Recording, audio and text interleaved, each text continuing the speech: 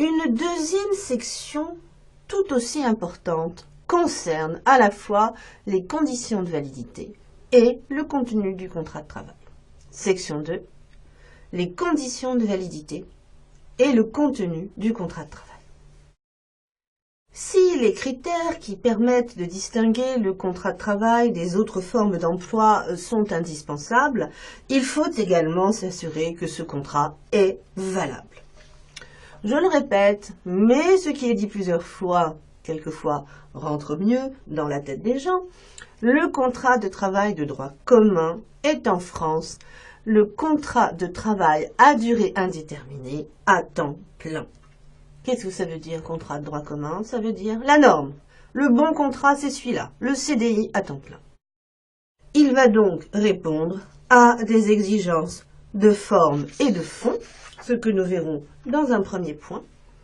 Et dans un second, nous verrons justement ce dont nous avons déjà parlé, c'est-à-dire le contenu de ce contrat de droit commun. Grand 1, les conditions de validité du contrat. Les conditions de validité du contrat de travail obéissent au droit commun des contrats, tout simplement parce qu'il est écrit dans le Code du travail, à l'article L 1221-1, le contrat de travail est un contrat de droit commun. Ce n'est pas un contrat distinct, c'est un contrat normal, avec des spécificités, mais pour autant, il faut s'assurer que les conditions de droit commun sont bien respectées. Sinon, c'est la règle normale. Elles entraînent la nullité du contrat. Or, la nullité du contrat de travail, c'est pas très intéressant, hein, parce que c'est comme si on n'avait jamais travaillé. Donc, si on n'a jamais travaillé, on n'a jamais été payé. Alors, vous imaginez un petit peu ce que cela donne. Alors, il n'en demeure pas moins que les conditions de droit commun, vous les connaissez, vous les avez déjà vues dans d'autres cours.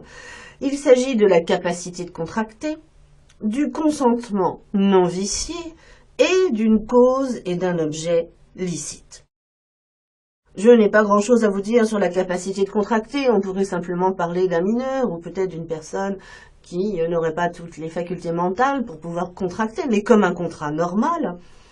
La cause et l'objet licite, il n'y a quasiment aucune jurisprudence sur ces deux termes. En revanche, je peux vous parler un peu des vices du consentement, même s'ils sont assez rarement invoqués en droit du travail. Le dol est peut-être le vice du consentement dont il est le plus question en droit du travail et que l'on peut trouver à deux moments du cours du droit du travail. Le premier moment, je ne vais pas vous en parler, je vous en parlerai plus tard, c'est au moment de la rupture du contrat de travail, et notamment en matière de rupture conventionnelle. Nous avons de la jurisprudence qui permet aux salariés de saisir le Conseil des prud'hommes pour faire dire qu'il a été contraint de signer la rupture conventionnelle, peut-être même il y a une certaine violence morale pour qu'il signe. Et puis, il peut aussi invoquer le dol en disant qu'il n'a pas compris exactement ce qui se passait, que les indemnités, c'était pas celles-ci, etc., etc. Donc, je mets ça de côté, nous le reverrons ultérieurement. En revanche, le dol peut aussi être invoqué au moment de la conclusion du contrat de travail et notamment au moment du recrutement, que nous avons déjà vu. Il y a des débats un petit peu, quelquefois loufoques, mais enfin qui demeurent intéressants sur ce que les gens mettent dans leur curriculum vitae et dans leur lettre de motivation. On sait tous qu'on veut avoir la meilleure allure, qu'on veut être embauché. Donc, il va de soi que les gens ont tendance à en rajouter un petit peu. Mais jusqu'où peut-on aller ? Deux arrêts me permettent d'illustrer ce propos. Le premier arrêt, qui date de 1995 et de la Chambre civile, qui est un peu dépassé maintenant, mais bon, je vais quand même vous le raconter. Il s'agit d'un monsieur qui, comme tous les messieurs, écrit très mal. Pardon. Mais Après avoir corrigé des centaines et des centaines de copies, je peux vous dire que ce sont souvent les messieurs qui écrivent les plus mal. Alors, ce monsieur veut se faire embaucher, doit écrire une lettre de motivation, mais il l'a fait écrire par sa femme. Il est embauché, les choses se passent mal, évidemment, autrement je ne vous en parlerai pas, et l'employeur veut invoquer la nullité du contrat pour dol. La Cour de cassation va lui faire la réponse suivante. Non. Tout simplement parce qu'on ne peut pas prouver que s'il avait lui-même écrit la lettre de motivation, il n'aurait pas été embauché. Vous voyez que la Cour de cassation est plutôt réticente à reconnaître le dol en matière de droit du travail. Un autre arrêt qui concerne cette fois-ci un arrêt de 1999 de la Chambre sociale concernant une demoiselle Bentenat. Mademoiselle Bentenat a fait un stage dans une petite entreprise, un truc pas très intéressant, dans un service pas très connu. Et elle postule dans une grosse entreprise pour essayer d'obtenir un CDD, un contrat à durée déterminée, à un poste beaucoup plus intéressant. Donc, elle transforme un peu son CV, et puis elle dit que son stage, voilà, ça correspondait exactement au poste qu'elle convoite. Elle est embauchée, les choses se passent mal encore une fois, et l'employeur invoque le dol. Et là, la Chambre sociale de la Cour de cassation va lui faire une réponse quasiment tout aussi identique que la première fois. Elle va lui dire qu'il faut faire attention à ne pas mélanger les fausses informations, les véritables mensonges, des mentions susceptibles d'une interprétation erronée. Que veut-elle dire par là?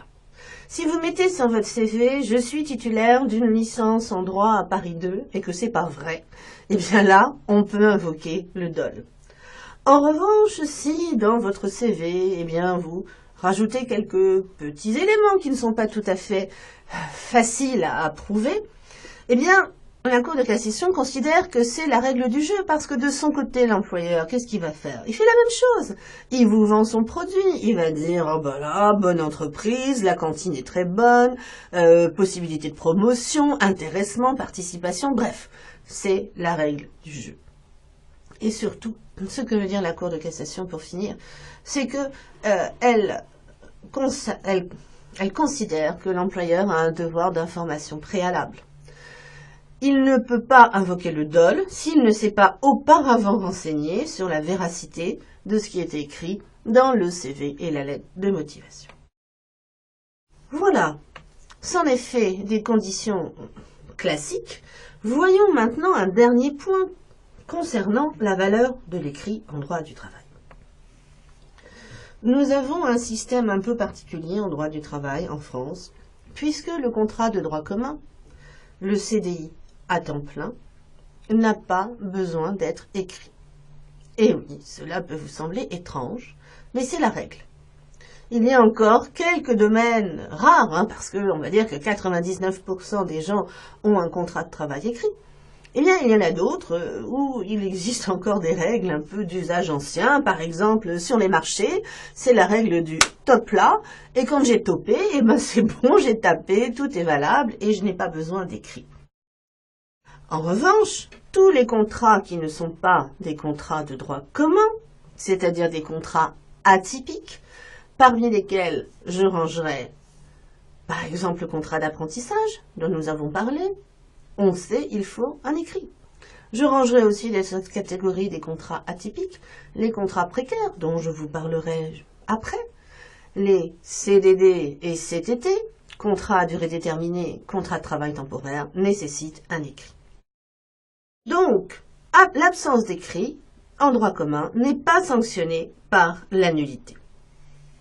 Toutefois, s'il y a écrit, le Code du travail précise à l'article 1221-3 qu'il doit être rédigé en langue française, et ceci depuis une loi dite tout bon.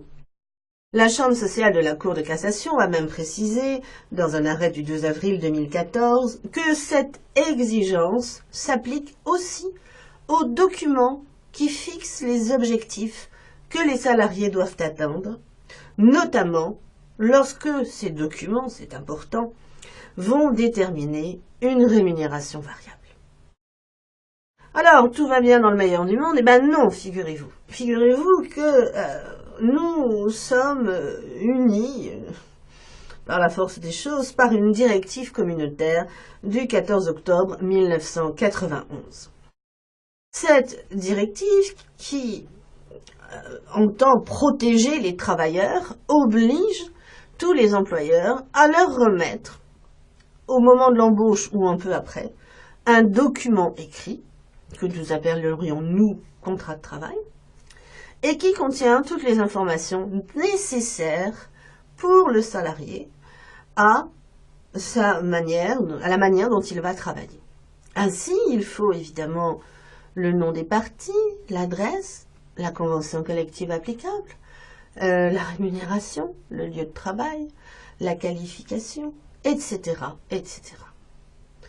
Toutes ces informations sont autant de garanties pour le salarié qui sait par exemple qu'il a un CDD et non pas un CDI.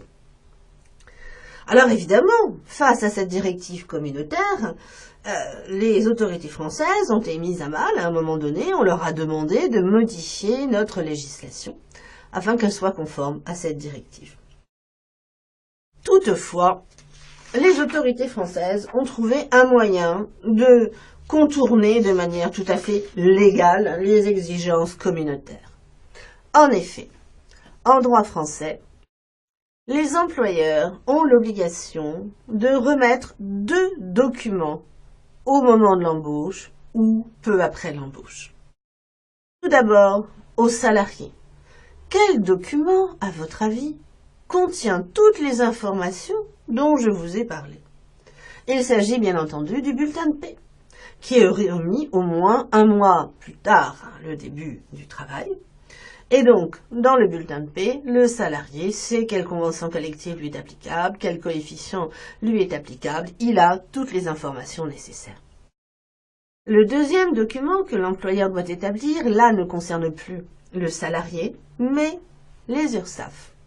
Il s'agit de la déclaration préalable à l'embauche, qui existe depuis 1993. Avec ce document, l'employeur, dès qu'il embauche un travailleur, doit informer les autorités de recouvrement des cotisations sociales de cette embauche de matière à lutter contre le travail dissimulé. Déclaration préalable à l'embauche plus bulletin de paie égale on satisfait aux exigences communautaires.